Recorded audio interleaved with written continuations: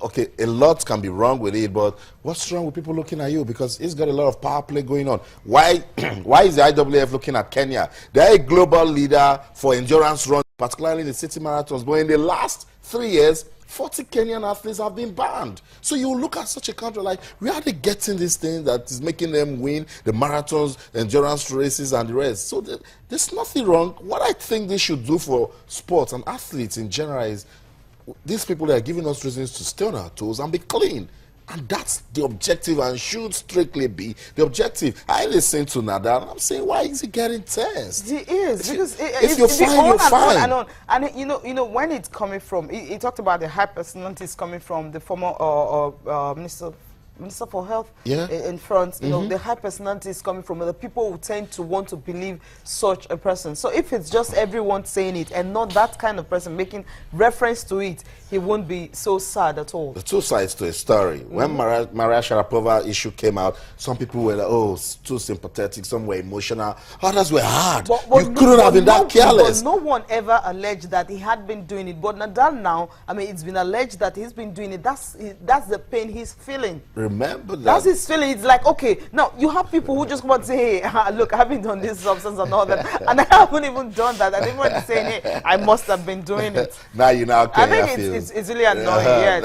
It is. I think they should just stop it. It's fine. If his blood sample it's abnormal and no, it returns fine, you can start talking about it. But for now, everyone should just leave Rafael Nadal alone and allow him to, focus on his tennis. I really want to see him back on his feet. I can't wait, because Djokovic's dominance, it's getting. Oh my goodness! You think is that I can stop Djokovic at the moment? Anyway, that's sometimes the competition is when the competition is very healthy. I love it. Now F1 is starting this weekend. I was saying, oh, Lewis Hamilton again, Mercedes again. Come on, nothing as good as when you're having Sebastian Vettel and Nico Rosberg, all of them, competing, and not just one person. It gets boring.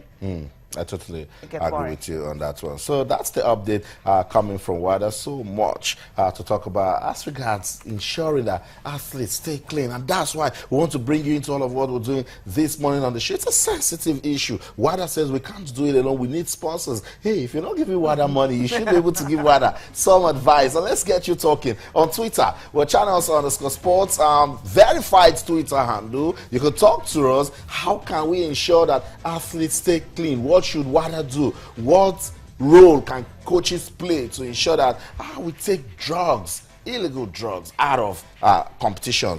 Twitter, channels_sports, Facebook, or channels-sports. You can also send us an email to sportsthismorning@channelstv.com. Are you a sports doctor? Are you involved in toxicology? Any form of advice you can give to sports person, talk to us. We're waiting to hear from you. You can also talk to us this morning using the hashtag EPL. Are you still doubting that Leicester City can win this year's English Premier League title? What a fairy tale story. And they're still marching on.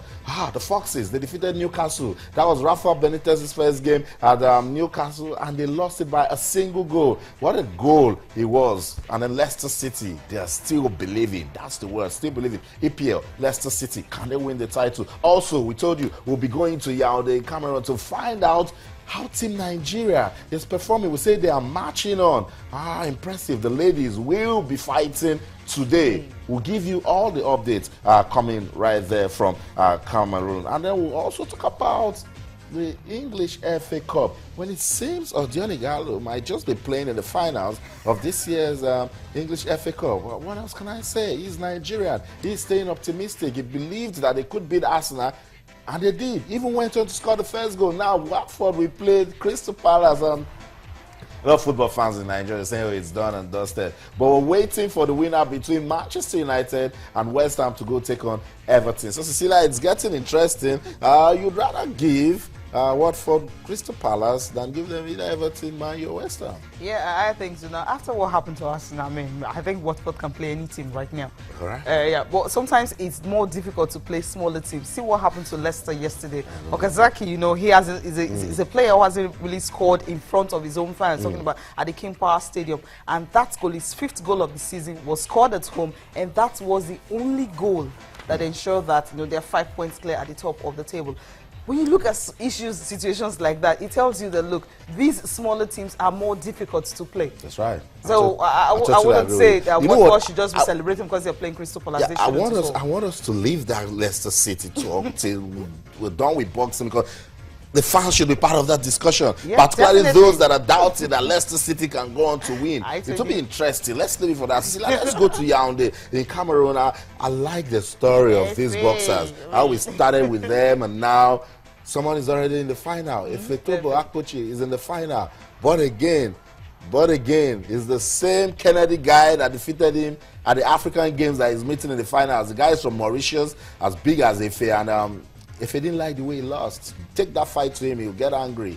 But this is the story of Ife Ajagba. Ife Ajagba, yesterday, was the first round knockout against his opponent, and he's already from Seychelles. That's right, and he's already he's going into the semis. Ife Ajagba, we told you anytime, any day, he's a confident boxer. There you go, Coach Tony Koyeguachi and Kehinde Adura at his back, giving him all the support. They didn't know that they won't be staying there for too long. This guy just needed one round, and then he knocked out his opponent from Seychelles. You know, there was something Umar Sadiq said, you know, when Ifetobo was trying to like do some jabs. Like, if I have to do that, I'll knock someone out. That's right. So I think that's what he just practiced. And the guy was gone before you know it. And sometimes when you're having such bouts, when it's taking place, you just want to enjoy it. But this one, they didn't allow the pictures don't lie. We only saw the ref, the umpire saying, "Okay, well, get ready for the fight." Next thing, there's a winner. The guy is raising up his hands. Fight is over. Round 1, case closed. So that's the story of Ife Ajagba. Super heavyweight category plus 91. If you shake this guy, Cecilia, you feel the impact. He's a big guy and he's doing big things with his boxing. We just want to, wish him all the best of luck. You like Umar Sadiq? He also did his part. He beaten Festival Waja of Tunisia in the plus 81 kg. So he himself also, made it to the next round. Lawson Roman, of Ghana, beating Korede Adeniji of Nigeria. So that was the only, something that most of us would not really happy about. But then, when you have two of your boxers winning and just one losing, I think, well, that's a good one. But what they're still targeting is that 7 ticket to Rio. Hopefully, they can get that. But one down right now. That's right. This is the only loss they've recorded. And so far. I was speaking to Coach Tony yesterday. He said, look, the guy just wanted to knock out his opponent from Ghana. He was overconfident, and we said that it's okay to be confident. But when you are over-confident in sports, then there's a problem. And so, that's it. Korede actually won gold at the African Games.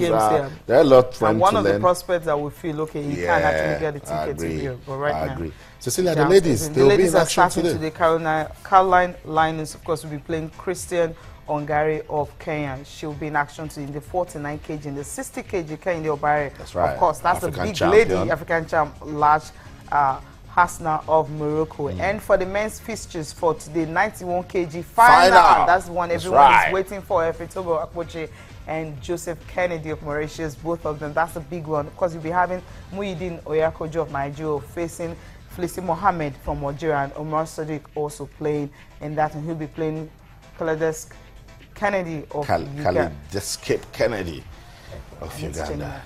I know. But it's okay. And Cecilia, it's a fight. It's definitely a big fight. So we'll be waiting for that one. And well, my heart definitely will be with Nigerian boxers. That's right, particularly the female boxers. Definitely. But when today, 3 female boxers, I'm so confident the 3 of them will get tickets. Okay. If you look at their quality. Okay, let's see the first fight. Caroline Linus got a gold in a category at the African Games. Most of them she will meet here in Cameroon.